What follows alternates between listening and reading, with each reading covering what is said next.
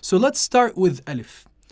As we said, you have to put in mind, we need to classify those letters in my mind before I start. Because when I recite the Quran, I need to get to used to the habit where I smile with the light letter, I round my lips with the heavy one. Smile, round. Ba, sad. Look at the difference. Ba, sad. Okay. Light, heavy. There's 3 letters in Arabic or in the Quran. They possibly could be light sometimes and heavy sometimes. Alif, the first one, is one of them. You would say, how, Sheikh? How does that work? I say that's easy.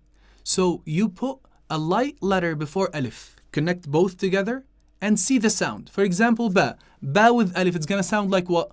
Ba. Look at that, with a little smile. Ba, not ba, no. Ba. So it's a light letter here. So alif here is a light one. If I put kha, for example, which is a heavy letter before alif, alif will sound like what?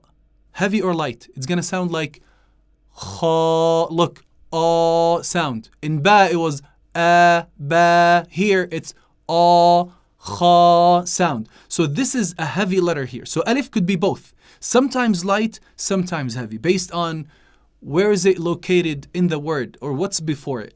The letter that's preceding, the one before alif. So we learned alif, it has both sides. Light sometimes, heavy sometimes.